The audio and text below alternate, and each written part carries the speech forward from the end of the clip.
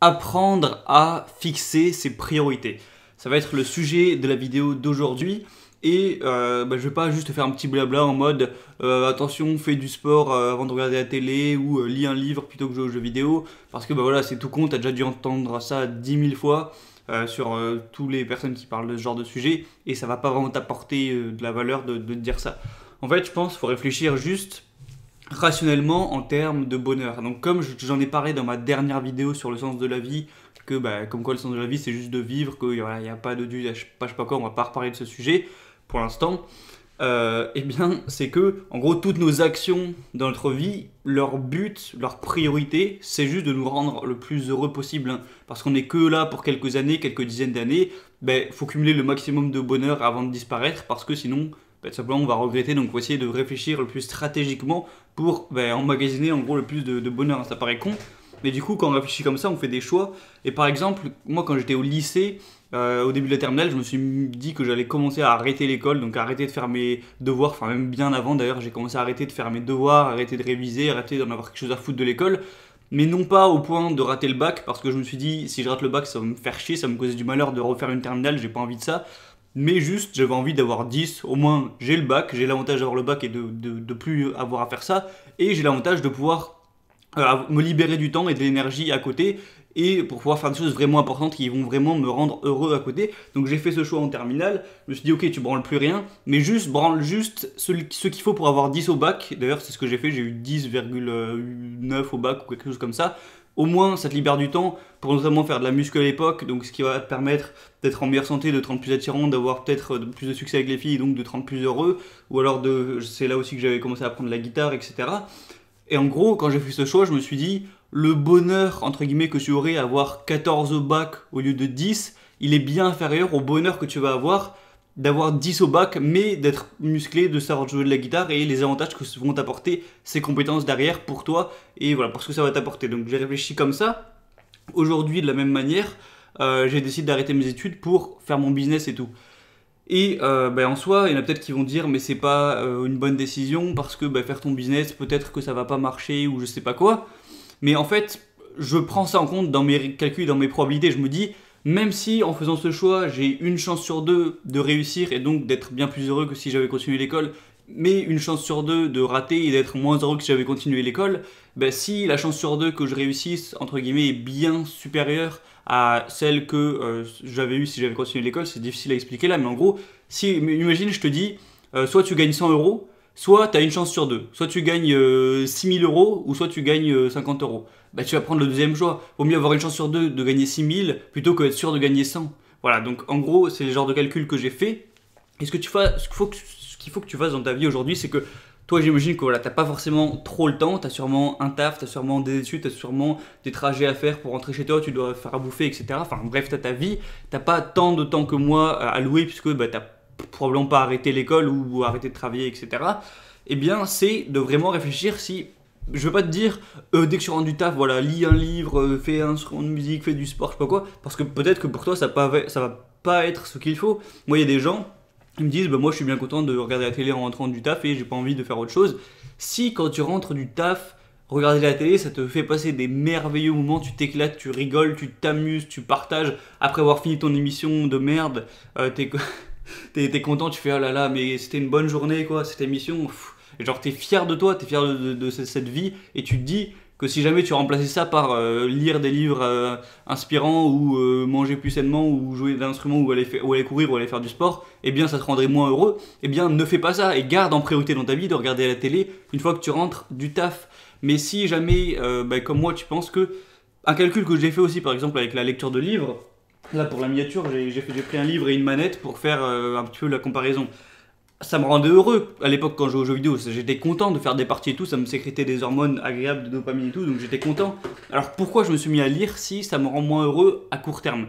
Parce qu'en gros j'ai fait le calcul que si pendant 3 ans je me mettais à lire, j'allais sacrifier un peu de bonheur de remplacer les jeux vidéo par la lecture, donc ça allait être négatif, mais au bout de 3 ans, une fois que j'aurais augmenté mon intelligence, ma culture, etc., les bénéfices que ça allait m'apporter d'avoir lu, eh bien... ça allait rentabiliser en fait tout le malheur que j'ai eu à pas jouer aux jeux vidéo, donc ça va me permettre peut-être d'être plus riche, d'être plus intelligent, de mieux comprendre le monde pour encore mieux faire des meilleurs choix derrière, etc. Et j'ai jugé ça complètement rentable Pareil avec la guitare, en soi, au début quand j'ai commencé la guitare, ça me rendait moins heureux d'apprendre à jouer que de jouer à la Game Boy ou aux jeux vidéo. Mais au bout de quelques mois, quand j'ai commencé à savoir jouer, à pouvoir me faire plaisir, et bien là, c'est complètement devenu rentable. Et pour plein de raisons, c'est devenu bien plus rentable. Donc il faut réfléchir, je pense vraiment comme ça. Et voilà, à toi de faire tes calculs. Les calculs sont pas tous les mêmes pour tout le monde. Il y en a, on a quand même nos goûts et nos couleurs. Donc voilà, c'est un petit peu le message que je voulais faire passer dans cette vidéo. Donc, et aussi même pour ton travail, tu vas te dire, ouais, la priorité c'est quand même d'abord mon travail ou quoi. Mais pas forcément. Si, je sais pas, tu as un travail à 40 heures par semaine et que tu gagnes 2000 euros par mois, bien, tu pourrais très bien te dire, au final, en sacrifiant quelque chose, je peux avoir que besoin de 1000 euros par mois pour vivre, donc je travaille 2 fois moins, voilà, je trouve le même style de taf mais à mi-temps, donc je me fais que 1000 euros par mois, ça me libère 20 heures par semaine, et les 20 heures par semaine de libre que je vais gagner m'apportent plus de bonheur que les 1000 euros en plus dont j'aurais besoin. Moi personnellement, je préfère vivre une vie où je travaille peut-être moins et j'ai un petit peu moins d'argent dans la mesure du raisonnable, ou une vie où je travaille énormément et j'ai plein d'argent mais j'ai même pas le temps pour le dépenser, tu vois ce que je veux dire? Donc apprendre à fixer ses priorités, c'est se connaître soi-même, c'est connaître ses goûts, c'est connaître ce qui va nous rendre heureux au présent mais aussi à long terme, parce que si on était tous en vie qu'une journée, que c'était une vie totalement éphémère de 24 heures, ben le meilleur choix rationnel à faire, ce serait d'aller vite se prendre de l'alcool, de se prendre de l'ecstasy, de s'exploser la tronche, de devenir une pharmacie et d'être extra heureux pendant quelques heures, crever, et là ce serait le choix le plus rentable. Mais de manière rationnelle, on a quand même de grosses probabilités de vivre encore 5, 10, 20 ans, 30 ans, donc faut jouer avec ces probabilités-là, de vivre quelques dizaines d'années. Et donc voilà, je disais, apprendre à fixer ses priorités, c'est se connaître soi-même, connaître ce qui va nous rendre heureux maintenant, à long terme, à moyen terme, faire ses calculs afin de capitaliser le plus de bonheur, entre guillemets. Et moi, vraiment, quand j'ai appris à réfléchir comme ça, par rapport à avant, je suis bien plus heureux maintenant. Alors des fois à court terme je fais des sacrifices, etc. Mais j'ai changé un petit peu d'état d'esprit vers 17 ans, et de 17 à 20 ans j'estime avoir extrêmement plus profité de la vie que de 14 à 17 ans, on va dire, parce que j'ai appris à faire mes choix plus intelligemment, non pas d'être rationnel, juste faire les bons choix, donc manger que des brocolis, lire que des livres, jamais s'amuser et tout, mais en calculer ça en termes de bonheur à moyen court terme. Par exemple, moi ma priorité c'est le business cette année, c'est de gagner ma vie. Mais si à un moment j'ai une soirée qui paraît être un truc de vieux fou, un soir comme ça que je sais que je vais m'éclater comme un gros taré, que ça va être un souvenir mémorable et que je vais être hyper heureux, ben je vais aller à la soirée sans hésiter, parce que le bonheur que ça va m'apporter sera extrêmement supérieur que le petit bonheur que ça va m'apporter de travailler une soirée de plus et d'augmenter de quelques centièmes de pourcent mes chances de réussir. Bref, je vais arrêter de blablater là-dessus, c'est juste une petite vidéo pour voilà, un petit peu apprendre à bien réfléchir de manière réellement rationnelle. Parce que voilà, réfléchir rationnellement, c'est pas juste, comme je l'ai dit, faire tous les choix sains, donc manger 5 fruits et légumes par jour, faire son sport, ne jamais s'amuser, lire que des livres et voilà, faire tout parfait. Parce que c'est pas nécessairement ces choix-là qui vont te rendre le plus heureux possible, c'est de trouver l'équilibre entre le chaos et l'ordre, afin de trouver le point d'équilibre où tu trouveras le plus de bonheur. Ça va peut-être faire une courbe comme ça entre être un déchet et là être un moine bouddhiste. Être un moine qui branle rien, qui s'amuse jamais, eh bien tu vas trouver cet équilibre où là, c'est là où tu as le plus de bonheur entre l'ordre et le chaos, et tu cumuleras le plus de bonheur dans ta vie, et quand tu crèveras, tu diras ok, j'ai fait mon maximum pour être le plus heureux, donc voilà, je suis content, et de toute façon, je crève, et voilà, vaut mieux crever en ayant été heureux que crever en ayant des regrets, en ayant été malheureux, etc.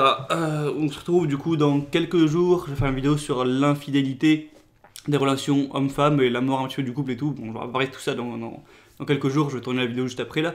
Donc je sors cette vidéo normalement samedi. Donc si tu veux recevoir dès demain matin un mail où je vais te parler un petit peu de gratitude, de ces sujets de bonheur, de moi, ce que ça m'a apporté, de faire ces choix-là, de vivre pour moi un petit peu, de cumuler du bonheur ces dernières années, de penser différemment, et voilà la gratitude que j'ai envers ça, pour un petit peu, c'est aussi une bonne astuce pour être plus heureux, eh bien inscris-toi dès maintenant à ma liste email en passant par le lien qui est juste en dessous dans la description. Tu rentres ton prénom, ton adresse email et tu vas recevoir le mail demain dimanche à 7h. Si tu regardes la vidéo plus tard, tant pis c'est trop tard, mais tu peux quand même t'abonner et tu recevras tous les dimanches matin à 7h un mail en plus de mes vidéos où j'apporte de la valeur, où je peux parler de ce que je veux. Ça me permet de sécuriser mon audience ailleurs que sur la chaîne YouTube qui appartient en soi un peu à Google et peut se faire supprimer, censurer à tout moment. Sur la liste email, ça m'appartient à moi, j'en fais ce que je veux, j'ai les adresses et voilà, je peux envoyer des mails, etc. Des fois, on peut discuter ensemble, des fois, je fais des questions-réponses, je peux te proposer des formations et tout. Donc voilà, c'est un moyen en plus, gratuitement pour toi, d'avoir du contenu bonus, d'avoir des offres, de pouvoir me contacter, etc. Donc si tu veux t'inscrire, passe maintenant par le premier lien dans la description. On se retrouve très prochainement. Je te dis à dans quelques jours. C'était Gabriel et ciao.